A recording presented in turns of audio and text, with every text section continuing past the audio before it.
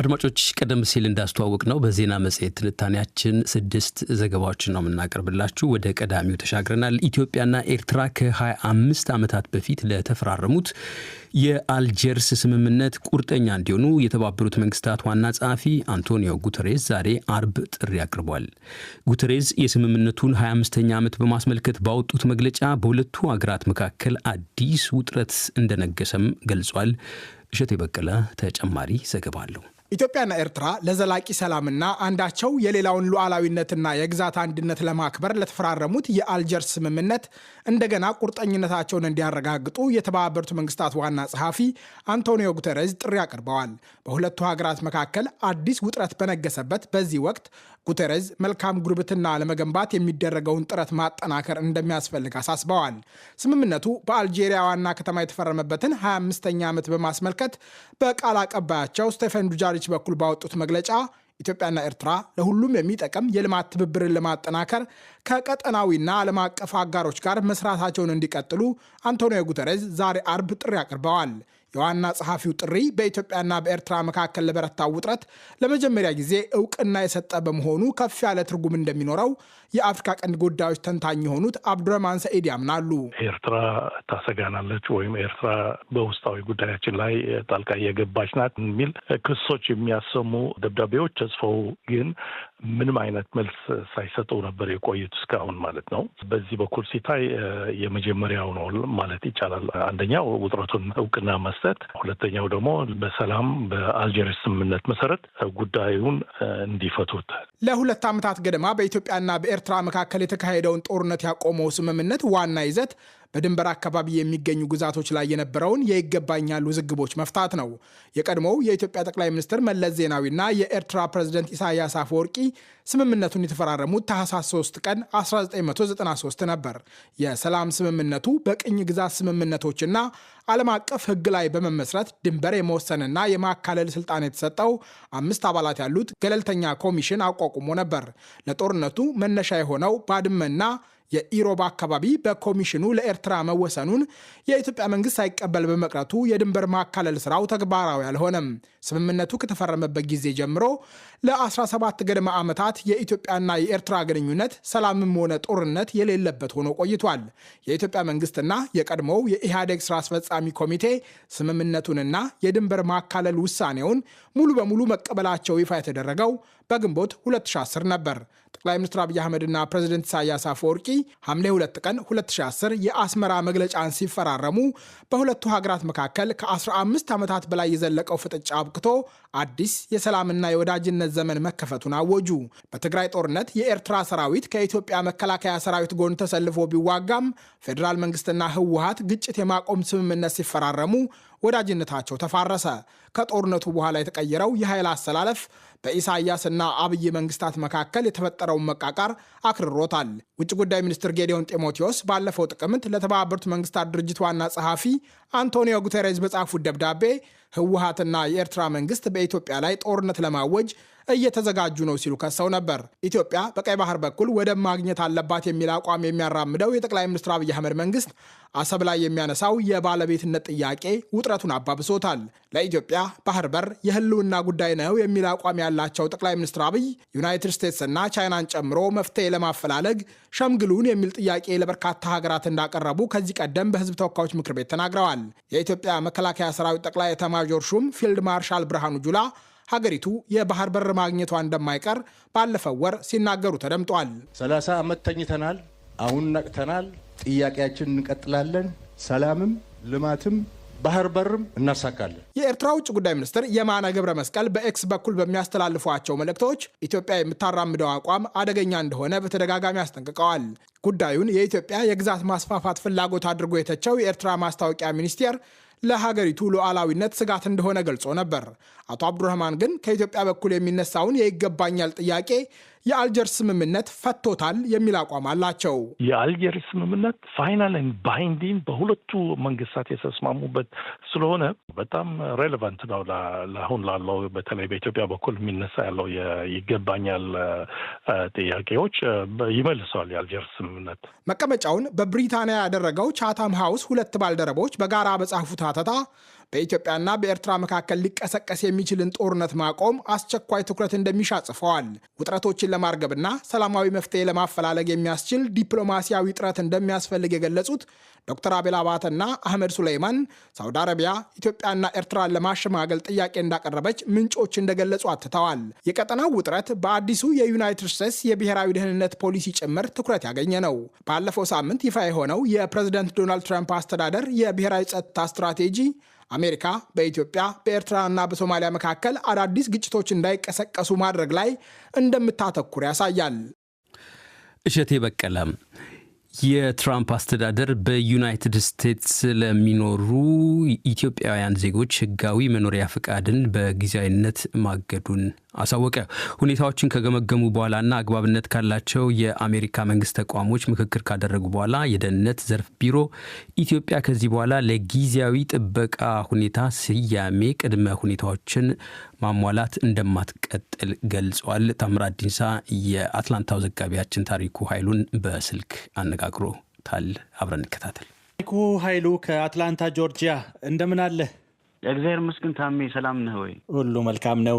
ኢትዮጵያውያን ከዚህ በኋላ በአሜሪካ ጊዜያዊ ህጋዊ ከለላ የሚሰጣቸውን የመኖሪያ ፍቃድ ለማግኘት የሚያስችል ቅድመ ሁኔታ አያሟሉም እያለ ነው የአሜሪካ መንግስት ዛሬ ባወጣው መግለጫም። ከዚህ መደምደሚያ ያደረሰው ነገር ይታወቅ ይሆን? አዎ ታሜ፣ እንግዲህ መሰንበቻውን ያው እንደምታወቀው ከዚህ ከስደተኞች ጋር በተያያዘ ተከታታይ ዘገባዎች እየሰራን ነው። የዶናልድ ትራምፕ አስተዳደር በተለይ ከቅርብ ጊዜ ወዲህ ጠንከር አድርጎ ይዞታል። ዋሽንግተን ዲሲ ውስጥ ከተከሰተው የጥቃት በኋላ ማለት ነው። እና ይሄ ቲፒኤስ ማለትም የቴምፖራሪ ፕሮቴክትድ ስታተስ የኢትዮጵያም ሊያበቃ እንደሚችል ያነጋገርናቸው የህግ ባለሙያዎችም ስጋታቸውን ሲገልጹልን እኛም በዘገባዎቻችን ስናስሰው የነበረ ነው። ምንድን ነው ማለት ነው እንግዲህ ቲፒኤስ ወይም ቴምፖራሪ ፕሮቴክትድ ስታተስ ጊዜያዊ ከለላ የሚሰጥ ፈቃድ እንደማለት ነው። ብዙ ጊዜ እንደዚህ አይነት ፈቃዶች የሚሰጡት አንድ ሀገር ውስጥ ችግር ሲኖር፣ ጦርነት ሲኖር፣ የተፈጥሮ አደጋዎች፣ የመሬት መንቀጥቀጥ የመሳሰሉ ረሃብ ሲኖር ነው እና በኢትዮጵያ ዕድል የተገኘው የዛሬ 3 ዓመት ግድም በሰሜኑ ጦርነት በገጠመን ወቅት ነው የአሜሪካ መንግስት ይህ ፈቃድ ይገባቸዋል ብሎ እዚህ ሀገር ለገቡ ሰዎች በወቅቱ ጊዜያዊ ፈቃድ እንዲያገኙና በአሜሪካ ውስጥ በጊዜያዊነት እንዲኖሩ እድል ሰጥቶ የነበረው። አሁን በወጡ ዘገባዎች እንደምናየው እንግዲህ ሁኔታዎችን ከገመገሙ በኋላ ባለስልጣናት ኢትዮጵያውያን ይህንን እድል አያሟሉም ወይም ይህን መስፈርት አያሟሉም ብሎ ገምግሞ የደረሰበት ውሳኔ እንደሆነ ነው የምናየው። ያው እንደምታውቀው ኢትዮጵያ ውስጥ አሁንም ግጭት አለ። ከዛ ባሻገር ደግሞ ከግጭት ባሻገር አሁንም ድረስ ውጥረት አለ። ምናልባት አሜሪካኖቹም የሚያውቋቸው ወይም ሊረዷቸው የሚችሉ ብዬ አስባለሁ። ይህንን ታሳቢ አድርገን እንደው አሜሪካ ውስጥ ለሚገኙ አሁን የተገን ጥያቄ አቅርበው በመጠባበቅ ላይ ባሉ ኢትዮጵያውያን ላይ ምን የሚያስከትልባቸው አንድምታ አለ ትላለህ? እንግዲህ በዚህ ድል ሊጠቀሙ የሚችሉ በርከት ያሉ ኢትዮጵያውያን እንግዲህ ድሉንም ለማመልከት ሲሞክሩ የነበሩ በግምት ወደ 26,700 ኢትዮጵያውያን እንደሆኑ ነበር በወቅቱ የአሜሪካ የሀገር ውስጥ ደህንነት ባለስልጣናት ሲናገሩ የነበረውና ይህም እድል ሲሰጥ ለኢትዮጵያውያን በወቅቱ ለመጀመሪያ ጊዜ የተባለ እድል ነበር። ይሄ ከቆመ እንግዲህ ያው ሌላ አይነት ሂደት ውስጥ ሊገባዩ ይችላሉ ማለት ነው። ይህንን ከህግ ባለሙያዎች ጋር በመመካከር የሚወጡት ነው። ግን የአሜሪካ ባለስልጣናት እንዳልከው ኢትዮጵያ ውስጥ አሁን ያለው ሁኔታ እንዳልከው የግጭቱ ሁኔታ እንዳለ ቢሆንም የእነሱ ደግሞ ያዩበት ሁኔታ ይኖራል። ሌላው የምናየው ምንድነው ከቅርብ ጊዜ ወዲህ የአሜሪካ መንግስት እንግዲህ የዚህ የስደተኞች ጉዳይ ላይ አጠናክሮ በቀጠለው እርምጃ መሰረት ፕሮሰሶችንም ለማቆም ከ19 ሀገሮች ብቻ ሳይሆን ወደ 30 እናሰፋዋለን እያሉ ስለሆነ እርምጃቸው እየሰፋ መሄዱን የሚያመለክት ነው። ምናልባት ኢትዮጵያውያን በሌላ አማራጭ በማንኛውም ሁኔታ እፎይታ ሊያገኙበት የሚችሉበት እድል ይኖራል፣ በህግም ይሁን በሌላ ሁኔታ። ይህንን እንግዲህ ብዙ ጊዜ የህግ ባለሙያዎች ጋር በመመካከር ሊወጡት የሚችሉት ነገር ነው። ይህኛው ግን በወቅቱ የተሰጠ ጊዜ ለብዙ ኢትዮጵያኖች የሚጠቅምና በብዙ ባለሙያዎች ህይወት አድን እርምጃ ተብሎ የተወደሰ ነበረ። እንዳልኩት ቁጥራቸውን በርከት ያሉ ኢትዮጵያውያን ስለነበሩ ፈቃዱን አመልክተው እዚህ ሀገር ለመኖር ብቁ የሚሆኑበት እድል ነበራቸው ማለት ነው። እንግዲህ ይህንን የማያገኙ ከሆነ ሌሎች ሁኔታዎችን ከህግ ባለሙያዎች ጋር በመመካከር ሊወጡት የሚችሉት እንደሆነ እናስባለን። መልካም። ታሪኩ ኃይሉ ከአትላንታ ጆርጂያ፣ አመሰግናለሁ። እኔም አመሰግናለሁ ታሜ። መልካም ጊዜ። ታምራት ዲንሳ የአትላንታው ዘጋቢያችን ታሪኩ ኃይሉን ያነጋገርበት ቃለ መጠይቅ ነበር። ወደ ቀጣዩ ዘገባችን ተሻግረናል። የኢትዮጵያ ፌዴራል ፖሊስ በማህበራዊ መገናኛ አውታሮች ላይ ከማህበረሰቡ ባህልና ወግ ያፈነገጡ ተግባራትን ፈጽመዋል ብሎ የጠረጠራቸውን በስፋት በቁጥጥር ስር እየዋለ እንደሚገኝ እያሳወቀ ነው። በማህበራዊ መገናኛ አውታሮች አጠቃቀም ዙሪያ ክስ በማቅረብ የሚታወቁት የህግ ባለሙያን ያነጋገረው የአዲስ አበባ ወኪላችን ስዩም ጌቱ ተጨማሪ አለው።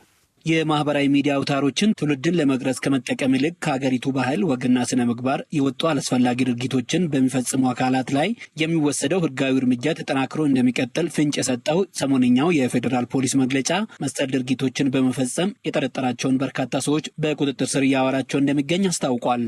ሰሞነኛው ተደጋጋሚ የፖሊስ መግለጫው በህዝብ ዘንድ ተቀባይነት የሌለው አስነዋሪ አለባበስ ለብሶ በአደባባይ የታዩ 5 ተጠርጣሪዎችን ጨምሮ እውቅናና ገንዘብ ለማግኘት ብቻ በማሰብ ሚዲያዎችን ኃላፊነት በጎደለ አኳኋን በመጠቀም በትውልድ ላይ ርካሽ ባህልን ለመጫን ተንቀሳቅሰዋል ያሏቸውንም በርካቶች በቁጥጥር ስር አውሎ በምርመራ እያጣራ እንደሚገኝ ጠቁመዋል። በቅርቡ በማህበራዊ ሚዲያዎች ላይ ይዘት ተብሎ የሚቀርቡ ወጣቶችን ከፈጠራ ከትምህርትና ከመልካም ስነ ምግባር ጋር የሚያቃቅሩ እየሆኑ ነው በማለት አስተያየታቸውን ለዶይቼ ቬለ የሰጡ በማህበራዊ መገናኛ ዘዴዎች ላይ ህስና ትችት በማቅረብ የሚታወቁት የህግ ባለሙያ ሰመረ ካሴ ድርጊቱ ተቆጣጣሪ የጠፋው እስኪመስል ድረስ በመጠን ከፍ እያለ መጥቷል ብለዋል። ድርጊቶቹ ከበፊት ጀምሮ የማህበረሰቡን ባህል የሚያዋርዱ፣ ሃይማኖትን የሚደቁ፣ ብሔሮችን የሚደቁ ዝም ብሎ ጨዋነታችን የሚበራረዙ ማለት ነገሮች አሉ። ያው ማህበራዊ ሚዲያ ላይ ያለው እንግዲህ ሰው እንደዚህ አይነት ከመስመር የወጡትን ነገሮች ማበረታታት ትሬንድ አለ። ወጣቶቹ ደግሞ ሼር የተደረገውን ቁጥርና አልጎሪዝሙን ብቻ ስለሆነ የሚያዩት ምንድን ያደረኩት የሚለውን ነገር ስለማያስተውሉ በጣም ብዙ ነገሮች ከመስመር እየወጡ ነው። የዛ ሪፍሌክሽን ነው ሰሞኑንም ያለው ነገር።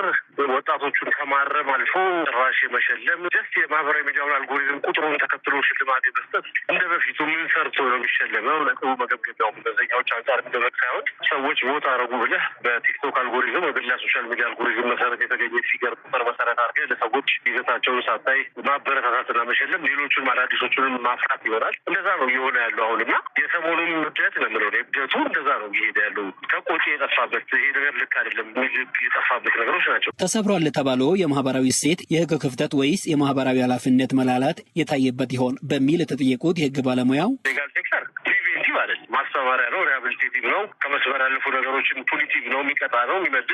እንደ ማህበራዊ ጉዳይ ግን ቀድሞ ለመከላከል እነዚህ ነገሮች እንዳይደረጉ በማህበረሰብ ዘንድ ያሉ ራሴንም ጨምሮ ሌሎችም ብዙ ሰዎች ተው ይህ መስመር ልክ አይደለም ስንል ሲናገሩ በተለያየ መንገድ ሲያቀርቡ ቁጥሩን ብዙ ሰው እንደዛ ሲል ቆይቷል። እስከዛሬ ድረስ የእሱ አለመሰማት ተው የሚለውን ሀሳብ የሚደግፉ አካላት አለመኖር፣ ከመስመር የወጣው ሳይድ የመጨመሩ ነገር አሁን አቴንሽን ነው ትኩረት ነው ገንዘብ የሆኑ አሁን እና አቴንሽን እንዴት ነው የሚገኘው የሚለውን ነገር ደግሞ ኖርማሊ አንተም ብሰድብ ወይ ስለአንተ እናት ክፉ ብናገር ወይ ስለአንተ ቤተሰቦች ክፉ ብናገር ስለአንተ ሃይማኖት ስለምታመልከው ነገር ክፉ ብናገር አቴንሽንን በአንድ ሰከንድ ውስጥ ማግኘት ይችላሉ ካስቆጣው ፎሎወር አገኘው ምናምን የሚል ትሬንድ ነው አሁን ያስቸገረ። ይህ የማህበረሰብ ኃላፊነት ስለዚህ ሁሉም የሚችለውን ማድረግ አለበት።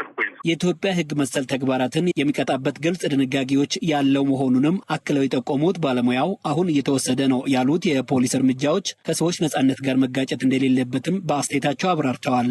መልካም ጸባይ የተካሄደውን ድርጊቶችን በአደባባይ ማድረግ በምስል በንግግር በተለያየ ነገሮች ፐብሊክ ዲስፕሌይ ኦፍ ኢንዲሰንሲ ወንጀል መሆኑን ራሱን የቻለ ፕሮቪዥን አለው። በተለያዩ የህግ ፕሮቪዥኖች ውስጥ ደግሞ በመልካም ጸባይ እንደዚህ ስነ ምግባር የሚሉ ነገሮች ተካተው ይገኛሉ። ከትንሽ ቅጣቶች ጀምረ ስርዓት ከሚያስቀጡ ፐኒሽመንት ነገሮች አሉት ህጋችን።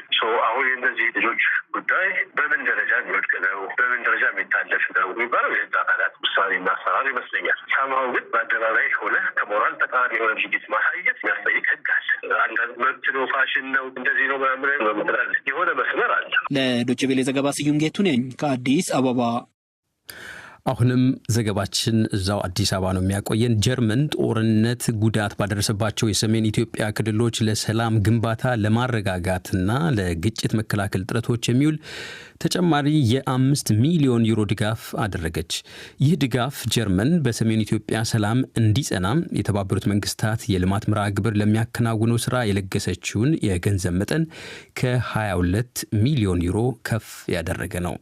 በሌላ በኩል ሁለቱ ሀገራት በከፍተኛ ባለስልጣናቶቻቸው በኩል ሰሞኑን የ3 ዓመታት የትብብር ማዕቀፍ ስምምነት የፈራረሙ ሲሆን በዚህ ጀርመን ለኢትዮጵያ 206 ሚሊዮን ዩሮ አዲስ የድጋፍ ቃል ኪዳን መግባቷ ተነግሯል።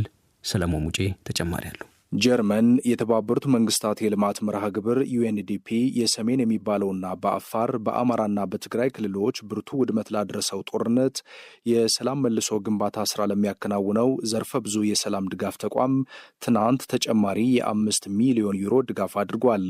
ዩኤንዲፒን ወክለው ስምምነቱን የፈረሙት የተቋሙ የኢትዮጵያ ተወካይ ሳሙኤል ጋይዲዶ ጀርመን ያደረገው ድጋፍ የተቀናጀና ቀድሞ የሚተነበይ ድጋፍ ማህበረሰቦች ከቀውስ አውድ ወደ ሰላም እንዲመለሱ መተማመኛ እንደሚሰጥ ግልጽ መልእክት ያለው ነው ብለዋል። ይህ ድጋፍ በጎ አድራጎት ብቻ አይደለም፣ ብልህ ልማት ነው። ወቅታዊና ተለዋዋጭ ሀብቶችን ወደ አካባቢያዊ ስርዓቶች በማዘዋወር ተቋሙ አስፈላጊ አገልግሎቶችን ወደ ነበሩበት ለመመለስ የአካባቢ መስተዳድሮችን እንደገና ለማንቀሳቀስና በሰሜን ኢትዮጵያ በግጭት ለተጎዱ አካባቢዎች የማህበረሰብ እምነትን እንደገና ለመገንባት ይረዳል። ጀርመን በሰሜን ኢትዮጵያ ጦርነት ክፉኛ የጎዳቸው 3 ክልሎች ላይ የመንግስታቱ ድርጅት የልማት መርሃ ግብር ለሚያከናውነው የሰላም ግንባታ የማረጋጋትና ግጭት የመከላከል ጥረት ድጋፍ በማድረግ ሀገራቸው ደስተኛ መሆኑን አዲስ አበባ ያለውን የጀርመን ኤምባሲ እየመሩ ያሉት ዶክተር ፈርዲናንድ ፎን ዌሄ ተናግረዋል። ሰሜን ኢትዮጵያን በአካል ተጓጉዘው መመልከታቸውን የጠቀሱት ፈርዲናንድ ድጋፉ የቀድሞ ተዋጊዎች ወደ መደበኛ ህይወታቸው እንዲመለሱ ማገዙን በጀርመን ኤምባሲ ቅጥር ግቢ ውስጥ በተደረገው የፊርማ ስነስርዓት ላይ ጠቅሰዋል። ሰላም ያለ ውጊያ አንድ ነገር ነው። ነገር ግን ሰላም በልብ ውስጥ እንዲሆን ለማድረግ አዎንታዊ ሰላም ያስፈልጋል። ይህ ምን ማለት ነው? ህይወት ወደ ትክክለኛው መንገድ እየተመለሰች ነው። ልጆች ወደ ትምህርት ቤት መሄድ ይችላሉ። ሰዎች ወደ ገበያ መሄድ ይችላሉ። የፍርድ ቤት ስርዓት ይመለሳል። የፖሊስ ጣቢያዎች እየሰሩ ነው። የኑሮ ሁኔታ እንደገና ሊቀጥል ይችላል ማለት ነው። ስለዚህ በዚህ መርሃ ግብር በጣም ደስተኞች ነን። ለዚህም ነው ይህንን ድጋፍና ትብብር ለመቀጠል በሙሉ ልብ የወሰን ነው። የተባበሩት መንግስታት የልማት መርሃ ግብር ልማት ላይ የሚያተኩር ተቋም ነው ያሉት የተቋሙ የኢትዮጵያ ተወካይ የቀድሞ ተዋጊዎችን ትጥቅ አስፈትቶ ወደ መደበኛ ህይወታቸው ለመመለስ በዚህ ዓመት ብቻ $60 ሚሊዮን ወጪ ስለመደረጉም ተናግረዋል። በሰሜን በኩል አሁን ፈሰስ የምናደርገው በግጭት የተጎዱ ማህበረሰቦች ህይወታቸው እንዲያገግም ለመርዳት በማገገሚያና በማረጋጋት ላይ ያተኮረ ነው። አዲስ አበባ ውስጥ ተቀማጭ የሆኑ የዲፕሎማቲክ ማህበረሰብ አባላት ልዩ ልዩ ድጋፍ በማድረግ ማገዝ እንደሆነ እንጂ የውስጥ ሰላምን ማስፈን የሀገራት መሰረታዊ ኃላፊነት መሆኑን ግን ዶክተር ፈርዲናንድ በአጽንኦት ገልጸዋል። በሀገር ውስጥ ሰላም ለመፍጠር ከውጭ መደገፍ በጣም ከባድ ነው። መሞከር እንችላለን። የእርዳታ እጅ መስጠት እንችላለን። ከአጋሮቻችንና ከወዳጆቻችን ጋር በመወያየት ያንን ማድረግ እንችላለን። ነገር ግን በመጨረሻ ለህብረተሰቡ ሰላም ማምጣት፣ ለህዝቡ ሰላም መስፈን የሀገር ውስጥ ግጭት ሲሆን ከሀገር ውስጥ መምጣት ያለበት ነገር ነው። በሌላ በኩል የጀርመን ፌዴራላዊ የኢኮኖሚ ትብብርና ልማት ሚኒስትር በዚሁ ሳምንት ኢትዮጵያን ጎብኝተዋል። በሚኒስትሯ የተመራው ልዑክ ከኢትዮጵያ ከፍተኛ ባለስልጣናት ጋር የ3 ዓመታት የትብብር ማዕቀፍ ስምምነት የተፈራረመ ሲሆን በዚህም ጀርመን ለኢትዮጵያ 206 ሚሊዮን ዩሮ ወይም 36.2 ቢሊዮን ብር ገደማ አዲስ የድጋፍ ቃል መግባቱን የኢትዮጵያ የገንዘብ ሚኒስቴር ይፋ አድርጓል። ጀርመንና ኢትዮጵያ የ60 ዓመታት የልማት ትብብር እንዲሁም የ120 ዓመታት የዲፕሎማሲ ግንኙነት ያላቸው ሀገራት ናቸው። ለDW ሰለሞን ሙጬ ነኝ ከአዲስ አበባ። አሁን ወደ ደቡብ ወደ ሐዋሳ ተሻግረናል። ኢትዮጵያ ውስጥ ከ24 ሚሊዮን በላይ ህጻናትን ለመከተብ እቅድ የተያዘበትን ሀገር አቀፍ የተቀናጀ የፖሊዮ ክትባት ዘመቻ ዛሬ በይፋ ተጀምሯል። ሐዋሳ ላይ የክትባት ዘመቻውን ያስጀመሩት የጤና ሚኒስቴር ዶክተር መቅደስ ዳባ ቤተሰቦችና ማህበረሰቡ ህጻናትን የማስከተብ ኃላፊነታቸውን እንዲወጡ ጥሪ አስተላልፈዋል። ሸዋንግዛው ጋየው ዝርዝር ዘገባ አለው። አገር አቀፍ የተቀናጀ ፖሊዮ ክትባት ዘመቻ የማስጀመሪያ መርሃ ግብር ዛሬ በሲዳማ ክልል ሐዋሳ ከተማ ተካሂዷል። በማስጀመሪያ መርሃ ግብሩ ላይ እንደተገለጸው ዘመቻው ከዛሬ ጀምሮ ለሚቀጥሉት 4 ቀናት ይከናወናል። በዘመቻው ከ24 ሚሊዮን በላይ ዕድሜያቸው ከ5 ዓመት በታች የሆኑ ህጻናትን ተደራሽ ለማድረግ መታቀዱ በመርሃ ግብሩ ላይ ተገልጿል። የክትባት ዘመቻውን ያስጀመሩት የጤና ሚኒስቴር ሚኒስትር ዶክተር መቅደስ ዳባም ቤተሰቦችና ማህበረሰቡ ህጻናትን የማስከተብ ኃላፊነታቸውን እንዲወጡ ሲሉ ጥሪ አድርገዋል። ከዚህ በኋላ ደጋግመን ዘመቻ ሳይሆን ወጥ ስራዎች ላይ አተኩረን ስለምንሰራ እንደ ሀገር ደግሞ ራሳችንን ችለን መውጣት እንድንችል ቋሚ ስራዎች ውስጥ በጣም አጠናክረን መስራት ያስፈልገናል።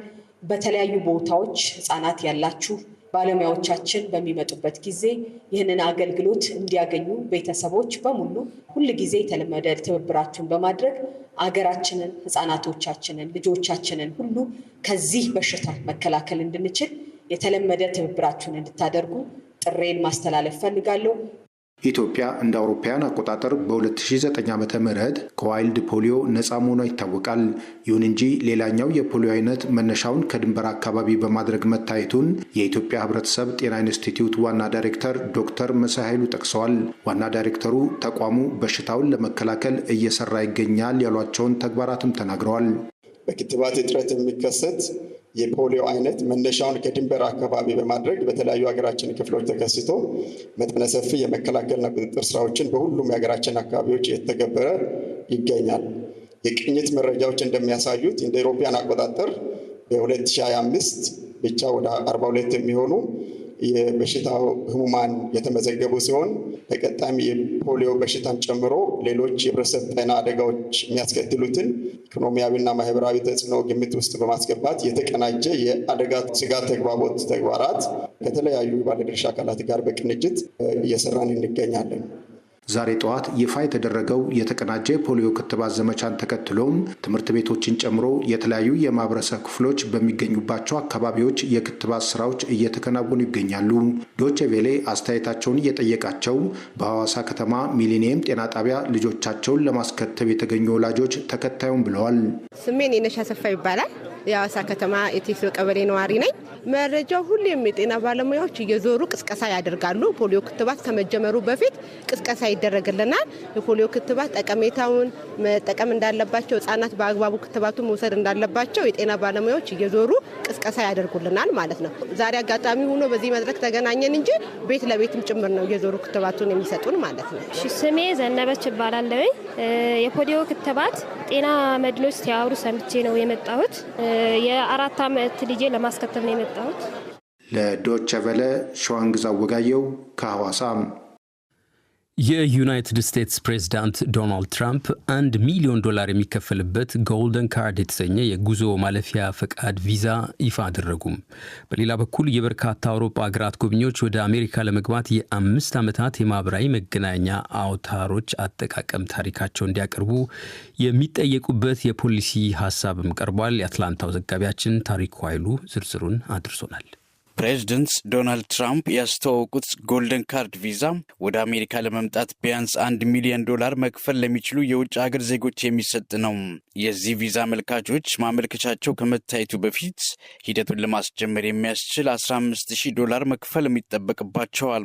ዶቼ ቬለ ስለ ጉዳዩ ማብራሪያ የጠየቃቸው በዋሽንግተን ዲሲና ፊላዴልፊያ አካባቢ የህግ አማካሪና ጠበቃ አቶ አሳምን መኮንን ጎልደን ካርድ ከዚህ ቀደም ታይቶ የማይታወቅ አሰራር እንደሆነ ገልጸዋል። ሌሎች ፕሬዚዳንቶች እንደዚህ አድርገው አያውቁም። ግን አሁን ያሉት ፕሬዚዳንት እኔም የዚህ አይነት ቪዛ አዘጋጅቼ ሰዎች በተለይ ብዙ መክፈል የሚችሉ ሰዎች ወደዚህ ሀገር እንዲገቡ ማድረግ እፈልጋለሁ ብለው በሴፕቴምበር 2025 ላይ በኤክዚኪዩቲቭ ኦርደር ያወጡትና ያንን ለማስፈጸም እየመጣ ያለ የቪዛ አይነት ነው። አሰራሩ ቱጃሮች ብቻ ወደ አሜሪካ እንዲመጡ በማድረግ ገንዘብ የሌላቸውን የሚያገል ነው የሚሉት አቶ አሳምን በህገ መንግስቱ የተደነገገውን በህግ ፊት እኩል የመታየት መብት የሚጥስ እንደሆነ አብራርተዋል። በመሆኑም ተፈጻሚነቱ በፍርድ ቤቶች ተግዳሮት ሊገጥመው እንደሚችል የህግ ባለሙያው እምነታቸውን ገልጸዋል። በሌላ በኩል የአውሮፓ በርካታ ሀገራት ጎብኚዎች ወደ አሜሪካ ለመግባት የ5 ዓመታት የማህበራዊ ሚዲያ አጠቃቀም ታሪካቸውን እንዲያቀርቡ የሚጠይቅ የፖሊሲ ውሳኔ ሀሳብ ቀርቧል። ይህ ፖሊሲ በርካታ የአሜሪካ አጋር ናቸው የሚባሉ ሀገሮችን የሚመለከት እንደሆነ የህግ ባለሙያው አስረድተዋል። እነዚህ 42 ሀገሮች ከዚህ በፊት በአሜሪካ ያለ ቪዛ የሚገቡ በጣም የአሜሪካ ጓደኛ ሊባሉ የሚችሉ ሀገሮች ለምሳሌ እንደነ ብሪቴን፣ እንግሊዝ፣ ፈረንሳይ፣ አውስትራሊያ፣ ጀርመኒ፣ ጃፓን የመሳሰሉት ናቸው። ይህ የፖሊሲ ምክረ ሀሳብ የአሜሪካን ቱሪዝም ገቢ አደጋ ላይ ይጥላል የሚለውን ስጋት ውድቅ ያደረጉት ፕሬዚዳንት ዶናልድ ትራምፕ ቅድሚያ የሚሰጡት ለደህንነት ጉዳይ እንደሆነ ተናግረዋል። ይህ የፖሊሲ ሀሳብ ከመቅረቡ በፊትም ቢሆን ወደ አሜሪካ የሚመጡ ጎብኚዎች ቁጥር በመቀነሱ አገሪቱ እስካለፈው የጎርጎሮሳዊ ጊዜ አቆጣጠር መስከረም ወር ድረስ ከዘርፉ ማግኘት የሚገባትን 12.5 ቢሊዮን ዶላር ማጣቷን ዘገባዎች ያሳያሉ። የፕሬዝደንት ዶናልድ ትራምፕ አስተዳደር ስደተኞችን አስመልክቶ አሰራሩን ከዕለት ወደ ዕለት እያጠበቀ የመጣበትን ምክንያት በተመለከተ ዶቼ ቬለ ጠየቃቸው በሚኒሶታ ግዛት የስደተኞች ጉዳይ ጠበቃ አቶ ሙሉ አለም ጌታቸው እንደሚከተለው አብራርተዋል። ፖለቲካው አሁን የጋለበት ሁኔታ ነው። ብዙ ጊዜ ይህን ነገር ከፖለቲካ መነጽር ውጭ ባናየው በጣም የምንረዳው ይመስለኛል። የኢሚግሬሽን ሂደት ፖለቲካ ነው። በጣም ብዙ ነገሩ ለምን አንደኛ ትራምፕ ካምፔን አድርጎ የመጣበት ኮንሰፕት ትልቁ ኢሚግሬሽን ነው። ሌላው ምክንያት ደግሞ በአሜሪካ በቅርቡ የተካሄዱ የአካባቢና ማዘጋጃ ቤታዊ ምርጫዎች ውጤት ወደ ዴሞክራቲክ ፓርቲው ማዘንበላቸው እንደሆነ የሕግ ባለሙያው ጠቁመዋል። በላስት 2 ወሮች የተመለከትነው ፖለቲካሊ ትልቅ ለውጥ አለ። አሜሪካ ውስጥ ከፍተኛ የሆነ የብሉ ዌቭ ወይም ደግሞ የዲሞክራቶች ዌቭ እየመጣ ነው። በጣም ብዙ ማህበረሰብ ትራምፕ ቃል የገባቸውን ነገር ባለመፈጸሙ ስልጣኑን ራሱን እና እዛ አካባቢ ያሉትን ሰዎች ብቻ ጠቀመ በሚል እምነት ኑሮ ውድነቱ ባለመቀነሱ ፕሮሚስ የተደረጉት ነገሮች ሁሉ ባለመተግበራቸው ኢሚግሬሽኑ ማህበረሰቡ ከሚፈልገው ሊሚት በላይ በመሄዱ በሆነ መጠን የፖለቲካል ሳፖርቱ ቀንሷል። ይህን ቤዙን ከእንደገና ለማሰባሰብ አንድ ለማድረግ ቤዙ የሚስማማበትን አጀንዳ ማድረግ ያስፈልጋል። ኢሚግሬሽን ከ2 ሳምንት በፊት አንድ አፍጋናዊ ስደተኛ ዋሽንግተን ዲሲ ውስጥ በ2 የአሜሪካ ብሔራዊ ዘብ አባላት ላይ በፈጸመው ጥቃት አንዷ ስትሞት ሌላኛው ደግሞ ክፉኛ መቁሰሉም የትራምፕ አስተዳደር ስደተኞች ላይ የተጠናከረ እርምጃ እንዲወስድ አድርጎታል ተብሏል። ለዶቼ ቬለ ሬዲዮ ለተጠናቀረው ዘገባ ታሪኩ ኃይሉ ከአትላንታ ጆርጂያ